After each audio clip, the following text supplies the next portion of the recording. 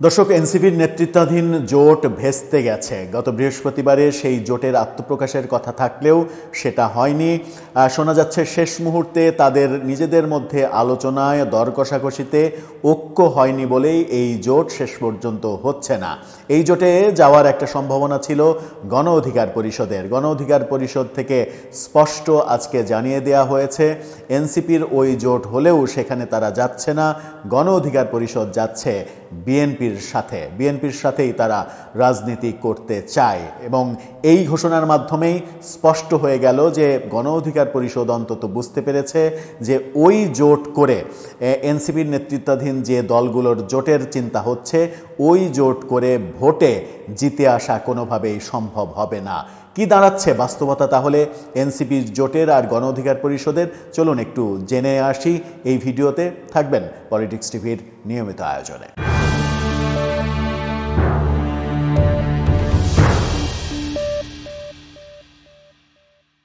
দর্শক, বলছিলাম এনসিপির সঙ্গে জোটে যাচ্ছে না গণ অধিকার পরিষদ। এর আগেও একবার আলোচনা হয়েছিল যে এনসিপি গণ অধিকার পরিষদ মিলেমিশে একাকার হয়ে দুই দল বিলুপ্ত হয়ে এক দলে পরিণত হবে, সাথে আরও কিছু দল হবে। সেই চেষ্টাও ভেস্তে গেছে। তারপরে আমরা দেখলাম যে সেই জোটের চেষ্টাও ভেস্তে যাওয়ার পরে এবার গণ অধিকার পরিষদ থেকে জানানো হলো তারা বিএনপির সঙ্গেই যেতে চায়। কিন্তু বিএনপির সঙ্গে যেতে চেয়ে গণ অধিকার পরিষদের দুই নেতা নুরুল হক নূর এবং রাশেদ খান, তারা কি পটুয়াখালী এবং ঝিনাইদহে বিএনপির ছেড়ে দেয়া আসন পাবে? সেটা পেলেও তৃণমূল কি তাদেরকে মেনে নেবে, ভোট দেবে? এই আশঙ্কাও রয়েছে। গণমাধ্যম কি বলছে? ইন্ডিপেন্ডেন্ট টেলিভিশনের শিরোনামটা দেখলেই বুঝতে পারবেন। সেখানে বলা হচ্ছে এনসিপির সঙ্গে জোট হচ্ছে না, বিএনপির জাতীয় সরকারে যেতে চায় গণ অধিকার পরিষদ। জাতীয় নাগরিক পার্টি এনসিপির সঙ্গে আপাতত জোটে যাচ্ছে না গণ অধিকার পরিষদ। দলটির সাধারণ সম্পাদক রাশেদ খান জানিয়েছেন তারা বিএনপির জাতীয় সরকারের অংশ হতে চান। এদিকে আলোচনা ফলপ্রসূ না হওয়ায় বিএনপি জামাতের বাইরে এনসিপি ও গণ অধিকার সহ বেশ কয়েকটি দলের তৃতীয় কোনো জোট গঠনের সম্ভাবনা অনেকটাই কমে গেছে। তার মানে ওই জোট আর হচ্ছে না। NCP, AB party, UP Bangladesh, এরকম কয়েকটা দল মিলে জোটের কথা ছিল, কিন্তু সেই জোট হচ্ছে না। দীর্ঘদিন ধরে এনসিপি, গণ অধিকার পরিষদ ও এবি পার্টি সহ বেশ কয়েকটি দলের নতুন জোট গঠন নিয়ে আলোচনা চলছিল। বিএনপি জামাতের বাইরে গিয়ে সংস্কার কেন্দ্রিক নতুন ধারার রাজনীতি করতে চেয়েছিল তারা। তবে বিএনপির সঙ্গে আলোচনা না করে কোনো জোটে যেতে চায় না গণ অধিকার পরিষদ। যুগপৎ আন্দোলনের শরিক দলগুলোকে নিয়ে জাতীয় সরকার গঠনের অঙ্গীকার জানিয়েছিল বিএনপি। সেই জাতীয় সরকারের অংশ হতে চায় গণ অধিকার পরিষদ। এখনও চূড়ান্ত সিদ্ধান্ত না পাওয়ায় ৩০০ আসনে নির্বাচনের প্রস্তুতিও তারা নিচ্ছে।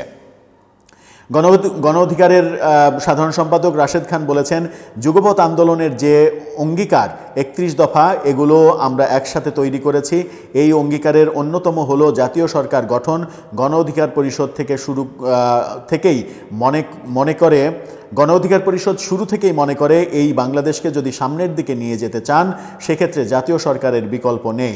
বিএনপি যেহেতু জাতীয় সরকারের অঙ্গীকার করেছে, তাদের সঙ্গে জোট নিয়ে আমাদের ইতিবাচক আলোচনা রয়েছে।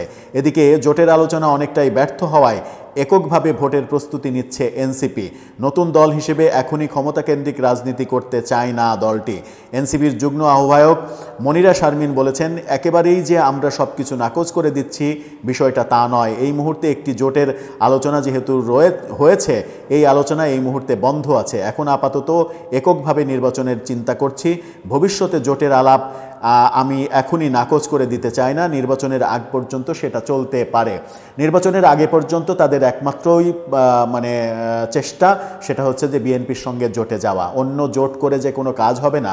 এবং অন্য জোট করাটা যে বিএনপিকে একটা চাপ দেওয়া যে আমরা এখন ৫-৭টা দল এক জায়গায় হয়েছি, এই 5-7টা দলকেই আপনাদেরকে গ্রহণ করতে হবে এবং এদেরকেই আমরা যেহেতু একটা শক্ত পুঁজি নিয়ে দাঁড়িয়েছি আপনাদের সামনে, সেহেতু আমাদেরকে শক্ত আসন দিতে হবে। আগে 20টা চেয়েছিলাম, এখন 30টা দিতে হবে। ব্যাপারগুলো এরকম পর্যায়ে হয়তো যেতে পারে। কিন্তু তারা শেষমেশ হয়তো বুঝতে পেরেছে, কিংবা বুঝতে পারা উচিত যে বিএনপি কিংবা জামাতের সঙ্গে জোটে না গেলে ভোটের রাজনীতিতে আদতে কিছু হবে না। অনেকেই বলেন, বিশেষ করে সাংবাদিক মাসুদ কামাল বারবার বিভিন্ন আলোচনায় বলেন যে এনসিপি যদি বিএনপি এবং জামাত যে কোনো একদিকে জোটে না যায় তাহলে তাদের কোনো নেতাই এককভাবে ভোট করে জামানত যদি ঠেকাতে পারে, জামানত রক্ষা করতে পারে, তাহলে সেটাই হবে তাদের সবথেকে বড় পাওয়া। এরকম মন্তব্যের মধ্যে এরকম তির্যক মন্তব্য কিন্তু এনসিপিকে শুনতে হচ্ছে। গণ অধিকার পরিষদও হয়তো বুঝে গেছে যে ওই জোটে গেলে সংসদে যাওয়া সম্ভব হবে না, যেহেতু তারা ক্ষমতার রাজনীতি করতে চায় এবং এনসিপি নতুন দল হয়ে ক্ষমতার রাজনীতিতে ঢুকতে চায়।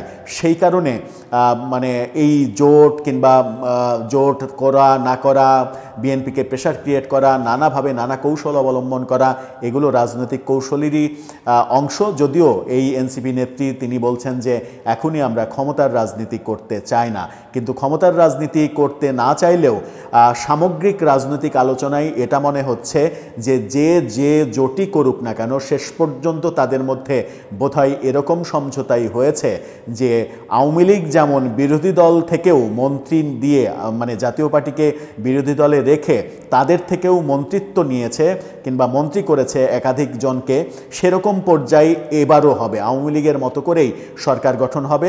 বিএনপি হয়তো সরকার গঠন করবে, প্রধানমন্ত্রী তাদের থেকে হবে, 2-4 জন মন্ত্রী বিভিন্ন দল থেকে তারা অংশগ্রহণ করাতে মানে অংশগ্রহণ করতে দেবে। এমনকি জামাতের মন্ত্রী যদি 2-4 জন থাকে সেটাও অবাক হওয়ার কিছু থাকবে না। সব মিলে আগামী সংসদ ওই আমি ডামির মতো সংসদই হতে চলেছে, এমন মতামত অনেক বিশ্লেষক দেন। যে আমি ডামির স্টাইলে সরকার চালিয়ে কিংবা নির্বাচন করে আওয়ামী লীগ সমালোচিত হয়েছে, ঠিক একই রকমের স্টাইলের সরকার আগামী সরকার হতে চলেছে বলেও অনেকে আশঙ্কা প্রকাশ করছেন। সত্যিই কি তাই? আবারও ওই সবাইকে মিলে সব দলের থেকে মানে গুরুত্বপূর্ণ ব্যক্তিদের বিভিন্ন মন্ত্রী, উপমন্ত্রী, প্রতিমন্ত্রী এভাবে দিয়ে সবার সন্তুষ্টি অর্জন করে, অর্থাৎ জুলাই আন্দোলনে যারা যারা বড় বড় স্টেক হোল্ডার সবাইকে সরকারে রেখে এরকম একটা সরকার পরিচালিত হবে আগামীতে। সেই রকম সরকার যদি পরিচালিত হয়, শক্ত বিরোধী দল যদি সংসদে না থাকে, তাহলে সংসদ কি কার্যকর হবে? সংসদ কি আদৌ ফাংশন করবে? এই প্রশ্নগুলো সামনে এসেই যাবে। দর্শক, আপনার কি মনে হয় কি হতে চলেছে আগামী নির্বাচন পরবর্তী সরকারে? আপনার মতামত জানিয়ে লিখতে পারেন আমাদের কমেন্ট বক্সে।